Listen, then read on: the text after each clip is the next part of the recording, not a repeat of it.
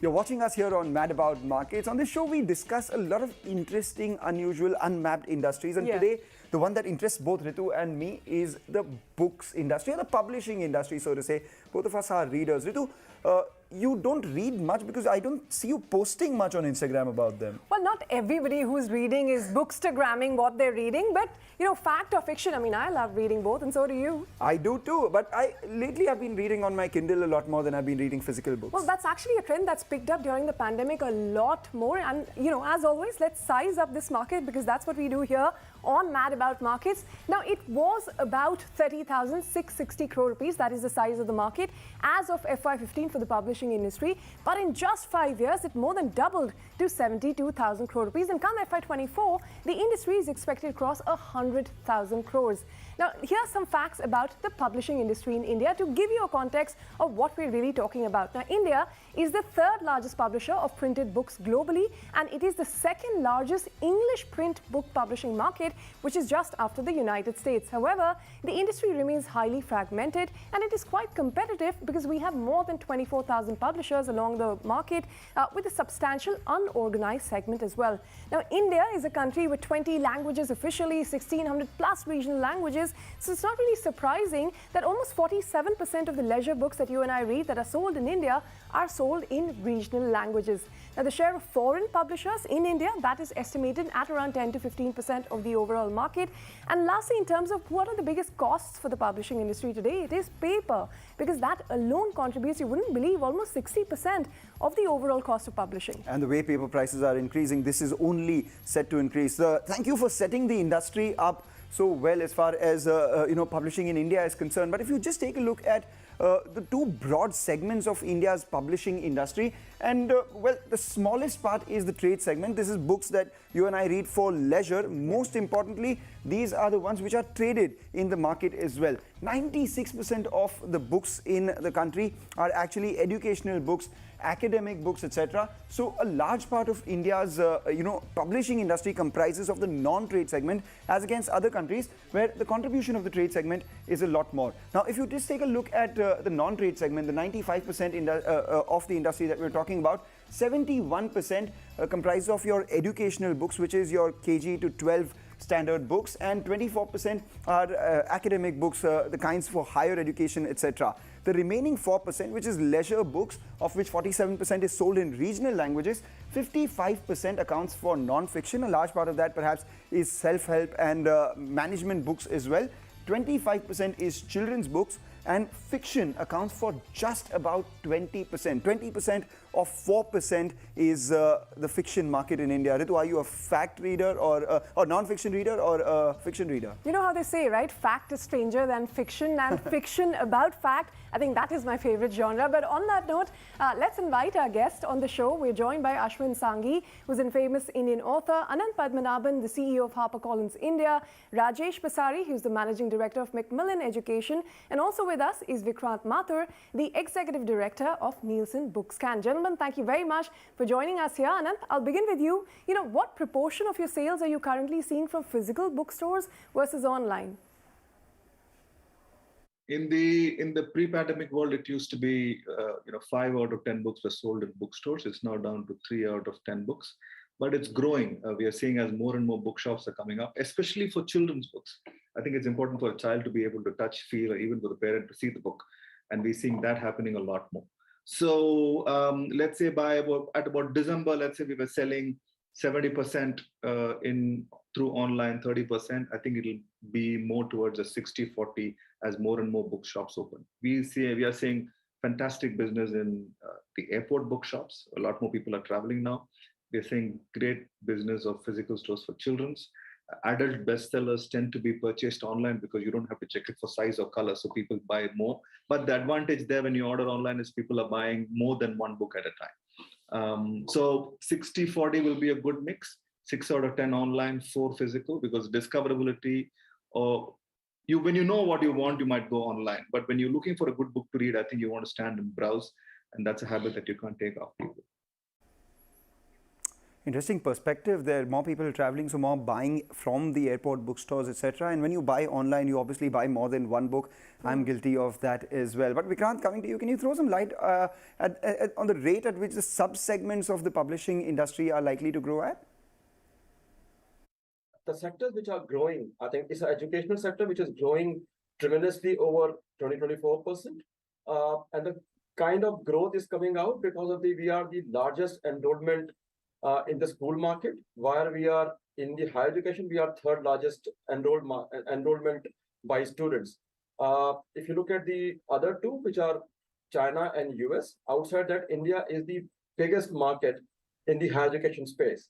And that's the reason of India continue to remain the solid growth market. We continue to grow the educational sector, as I said, over 24%. While if you look at the other market, which is the leisure reading, that's also growing about 12% year-on-year basis. Well, interesting numbers then. We'll get to why the education part of the publishing industry is growing faster thanks to a lot of policy support. But Ashwin, let me come to you because you're also an author. What is the kind of opportunity that you're looking at in publishing? The market has really changed the last couple of years. You started out as a self-publisher. Now, what do you see as some of the challenges as the industry has grown? I started out in 2003 and I completed my first book in 2005. Couldn't find a publisher all the way through till 2008, a full 3 years, and I had to initially self-publish. So yes, there are opportunities today, but the truth is that every opportunity comes with a significant challenge. I like to call the process Agni Pariksha, trial by fire almost. The well-established literary agents, for example, in New York or London, they receive almost around 100,000 unsolicited queries in a year. And for example, one of the most reputed agencies a couple of years ago only took on 4 new writers during the year. So what are the odds of actually getting representation from one of these biggies? So the truth is that it's not about how good a writer you are, it's more about how thick-skinned you are. The necessary condition for getting an agent or a publisher is to write well, but the sufficient condition is to keep knocking on doors, rejection after rejection. Take that point. But, just to understand why non-trade books are actually dominating, picture this, the publishing industry in India is an essential part of the Indian education system. There are nearly 250 million K-12 or KG to class 12 students and more than 35 million higher education students in the country. These students rely primarily on books as their primary medium for learning. The fact that the trade segment is largely unorganized means that non-trade dominates all the more. So that explains why, we have 96% of the industry, which is almost exclusively dedicated towards education and higher education, whereas leisure accounts for just around 4%. Yeah, and to take that forward, even though print books are currently dominating the publishing landscape in India and digital formats account for a very small share of the market at about 8 to 10% is the latest data that we have as of 2019. And this is expected to have improved because audiobooks and e-books are expected to be critical growth drivers in the future. The increased penetration of technology and internet into the lives of Indians, that is bound to change the way we're consuming knowledge as well sooner than later, which is why you're seeing the shift in the increasing significance of digital books. That's correct. So, let's pose that question to Rajesh itself. Rajesh, what according to you is the penetration of digital been like in the past few years, pre-pandemic and post-pandemic? So, if you ask me, digital pre-pandemic was never a new phenomena. If you look at specific to, a company like Macmillan, which has been at the forefront of curriculum in India for the last 1 century or more than a century, we have been investing into digital, through interactive whiteboard solutions, apps, and digital products. That's why I said it's nothing new. But yes, during pandemic, one thing which really gained prominence in the market is the emergence of blended learning.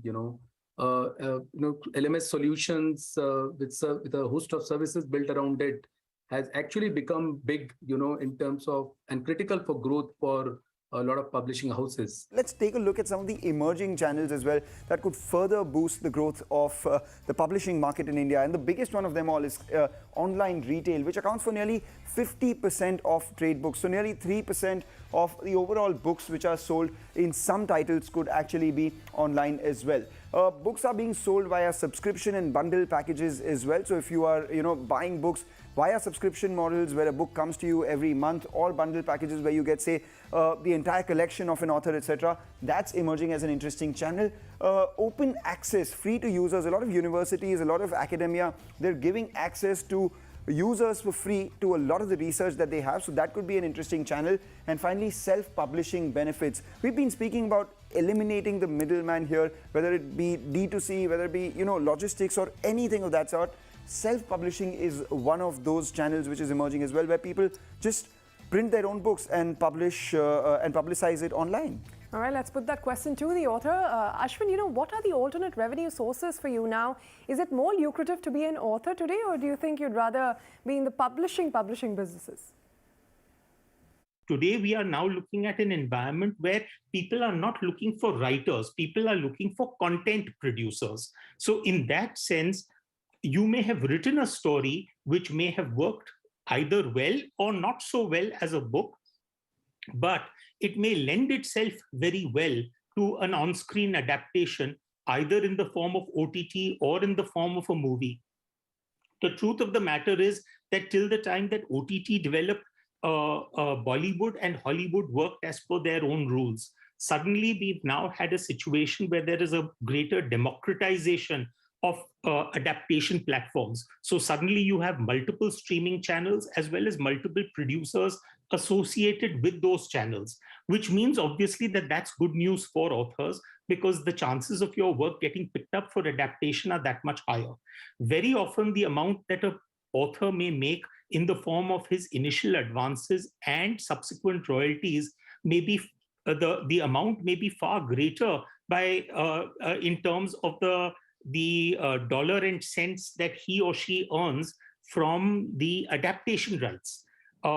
That is one. Second is that nowadays we are talking about multiple spin-offs that happen even beyond movies and OTT. For example, now video gaming has become big. So you look at the number of movies and franchises which are leading into video gaming. That's again a whole new ballgame. So books are not the only source of revenue for authors these days. It is lucrative because you have a lot of OTT series as well as movies being made. Ritu, any movie that you like which was based on a book and you liked the movie better? Well, I would say the books are always better. I mean, take for instance the Lord of the Rings, Harry Potter series. I mean, the books are so much better than what we see on television, but that's just, of course, a personal choice. What would you say of The Godfather? That may be an exception, one of them. All right. We'll argue about this in just a bit, but take a break. On the other side, we'll analyze what's working for the publishing industry and what necessarily isn't, the yays and the bays. And also the bigger question, as we always ask, and that is, what's the tale of India's publishing industry going ahead? That and more when we return.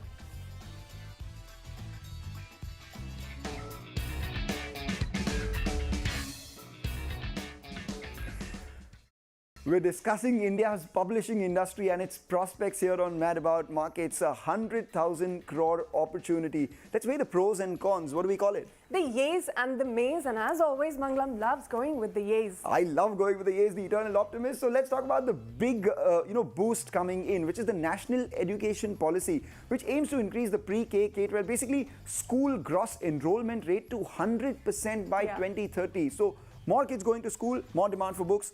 Yay for the industry. But could you imagine that almost a fourth of the industry is dealing with a huge issue, and that is piracy, because pirated books, they account for 20 to 25% of the total. Well, can't argue against piracy being a big may, but talking about not just the National Education Policy, we also have the Right to Education Act and a lot of other initiatives taken by both state, central governments and a lot of organizations to increase the demand for quality educational content and thus publishing. You spoke about education, right? But in the last few years, the hybrid education model has emerged, which has reduced the demand for published books, and that's a negative for the industry. Reduce the demand just by a bit. But what's also happened in the last few years is that people are buying books to take pictures of those books and post it on Instagram. Bookstagram, Current Read, all those hashtags are making reading trendy again. whether they read or not is the big question. Well, that's the problem, right? They're posting more about it and reading less because there's so much distraction these days. And OTT platforms, your Amazon, your Netflix, the content on your phone, there's more time spent watching that than reading books on your, Kindle or otherwise. But you know what has also happened is all these authors have become celebrated authors. They become Yeah. celebrities in their own right. Globally, Yeah. we've had J.K. Rowling, etc. Here as well, the inflection point was Chetan Bhagat writing first. And then you had Amish Tripathi, Ashwin Sanghi, all these guys. Their book launches have become a spectacle and people really look forward to these. They do, and that is an incentive for the authors and the industry, but the dominance of e-readers, because more people are choosing e-books, that makes reading on the go easier, yes, but not so good for the industry. Not so good for the printing industry. Maybe a couple of these book companies may earn a little from the digital penetration. But not only are authors becoming celebrities, celebrities are also becoming authors. True. So we have a lot of people who are celebrated commissioning books, and why just people? We have corporations also wanting to tell their story to the world. So that's a yay for the industry. You know, but these authors or celebrity authors or whatever you call them, they're also dealing with ineffective copyright protection issues, which is a huge negative that they have to deal with. They have to deal with that along with the complex book distribution system in India. But there are emerging multiple channels because we do see people selling the books online. We Yeah. see people selling it via various options that we just spoke about. But importantly, a lot of them are also self-publishing. But you know, every time we speak about the opportunity in a country like India that is so big and diverse, the rules change every few states because private publishers face significant competition from state publishing housing because of varying rules across the country, which inhibits the industry from operating like a free market. Yes, but what the free market also benefits from are economies of scale and the technological advances. Now people can print just on demand per book. So these have made printing industries or publishing industries a lot more efficient. I take your point, but you know, another major issue across the distribution chain is the longer payment receivable cycle, especially for academic content, where in India, it is 4 to 9 months of a cycle and far higher than the other countries. And of course, lastly, we do have the cost of paper that we spoke about at the beginning. 60% of the total cost of publishing is paper alone. That kind of cost is difficult to sustain. That's true. You know, so we've spoken about some of the negatives for the industry, but Ashwin, let me come to you on what you think are the key challenges, especially when we talk about copyright infringement and piracy issues. The way that copyright, the way that the registration process works, that in itself needs to undergo a change in the sense that we need to bring our institutions, including the Copyright Office, into the 21st century in terms of the time it takes for registration of copyright, number one. Number two is the enforcement of copyrights. Now, obviously, one of the huge challenges in the world of books is the fact that there is a 25% piracy. In fact, probably I'm being generous when I say it's 25%. It could be more. So that is a very, very big challenge, and it's very difficult to enforce it because very often the pirators keep changing. So it's by the time you've brought out taken legal action against one and shut one down, another 10 have popped up. That is one. The second part of it is in terms of copyright violations, in terms of your content. And that is where, again, our legal system, unfortunately, tends to really play havoc with us. Because according to me, we should not be leaving the enforcement of copyright purely to the commercial courts. We should be having a separate tribunal in terms of copyrights, which is specialized to be able to deal with such disputes. Well, that's quite a suggestion, a separate court for copyright infringement laws, etc. Let's see how that comes about. But, you know, Anand, the bigger question here is how do you compete for a reader's time when there are so many other forms of content consumption? I mean, there's everyone watching a lot of content on their OTTs, etc., the phones, the TVs. Where do books find their space? Has OTT been a distraction? Yes, everywhere in the world, especially here as well. Now you don't see as many people on a plane with the book. Everybody's downloaded something to watch. And most conversations are about what are you watching. But I'll give you a good example. There are many OTT which has driven sales up for physical books. So Lord of the Rings, which is a HarperCollins series, and Game of Thrones, also a HarperCollins series. Both we've seen that people are watching the show, but also driving up purchase of the print books. But it's a good thing in that eventually we all love stories.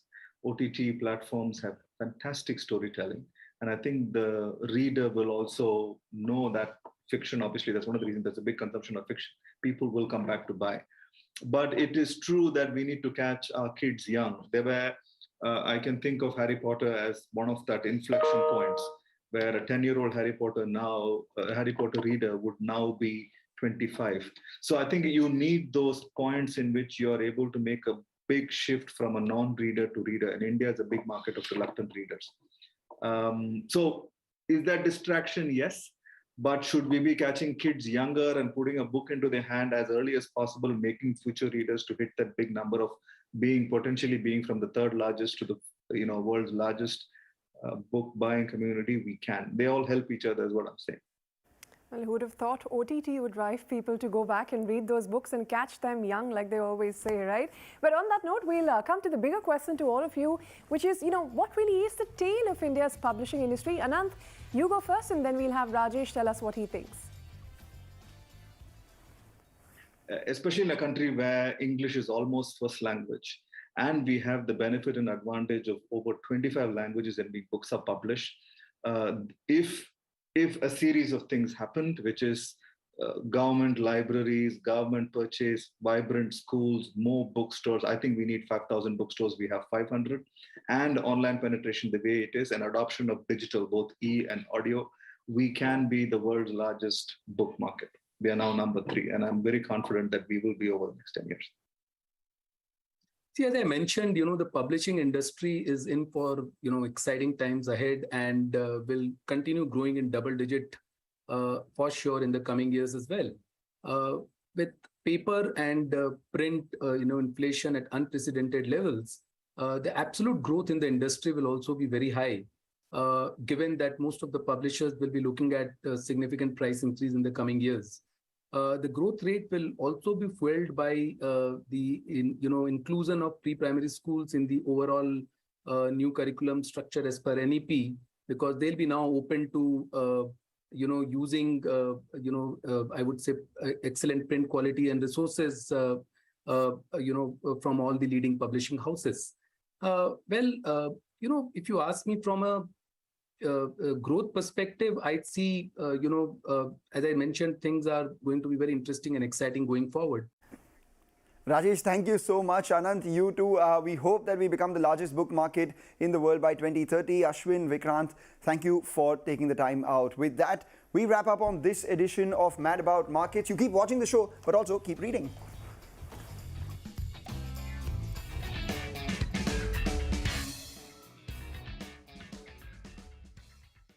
Brought to you